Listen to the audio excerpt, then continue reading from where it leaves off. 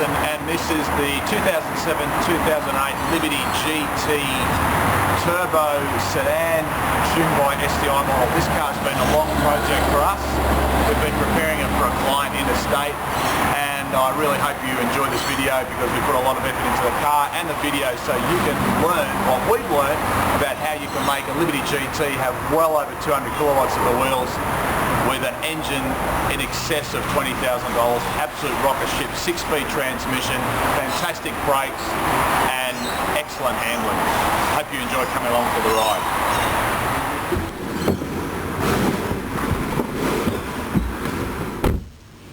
Hi, I'm Brett Middleton and this is a road test for you on our 07-08 2.5 litre Liberty GT sedan tuned by STI.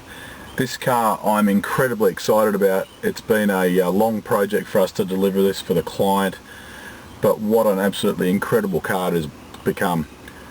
In all the years of building cars, this would have to be my favourite car. It's got the comfort, the refinement, the space, the braking, the 6-speed transmission, and absolutely mind-blowing power.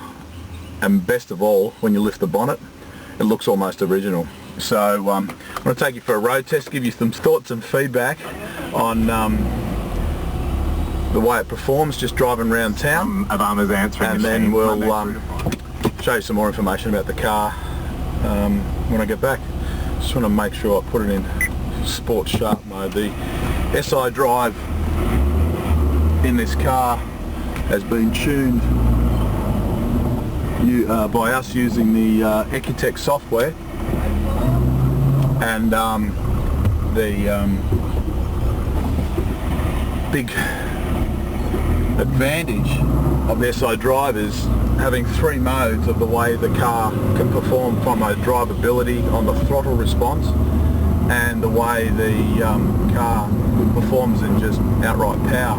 By changing it like this, driving along the road, I can have a variation of up to, probably on this car, probably 20 or 30 kilowatts in power, and you can just feel it in the way the car responds. So what I want to just talk about too is just this particular model. Now this obviously was the first of the models with a 2.5 litre engine. It's got the turbo in the classic Subaru position.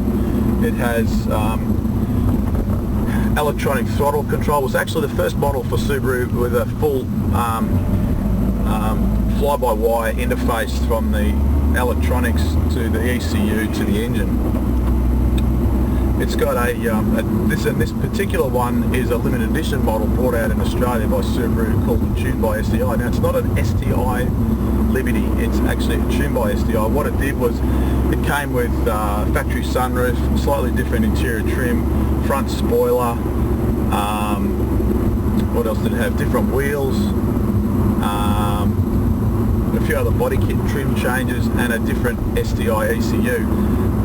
Disappointingly, it only had 3 kilowatts more than the factory standard car, but positively it had a lot more features, which obviously made it a fairly sought after model. So from our point of view, improving it, it's a great package to start with.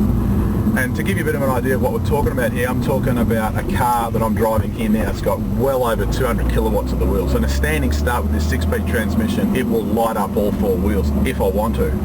Now, that's not the way I drive my cars, but it's an indication of just how brisk it is. And just driving around town here, sticking to the speed limit, I'm only doing less than 3,000 RPM. I put my foot down, and it's just on boost like that, and it just accelerates. But it's not until you get it out onto the highway where you can really take advantage of the incredible torque that this engine's got that you really start to come to appreciate how good a car it is to drive. You can drive around everywhere in 6th gear around town, as long as you're obviously doing a bit more than 80 kilometers an hour, but of course here I can only do 60.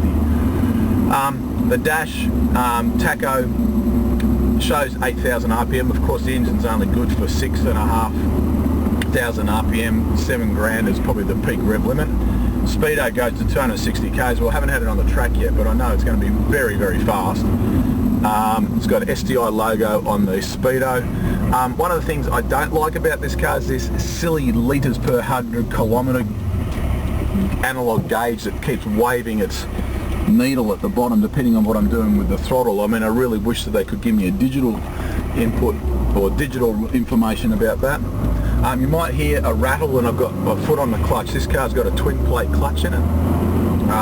Not because the car needs it from a launching point of view, but more so because it just generates so much torque. A factory fitting single plate clutch just won't handle the amount of torque that this engine generates, and would absolutely slip very, very quickly. So of course we put a twin plate clutch in it, and that's what you can hear, the plates rattling when I've got my foot on the clutch sitting at traffic lights.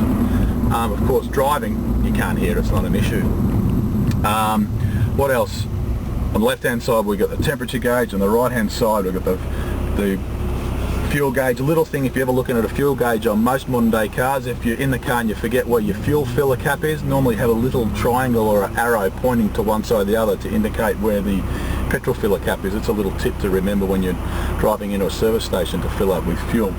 On the right hand side is all the controls for the door in a pretty common sense position. The fantastic thing, this model comes with a Macintosh stereo. It's all fairly simple and elegant to suit this particular model car, and of course, as I spoke about, is the factory fitted sunroof. Now these seats, they're obviously got the STI insignia in them.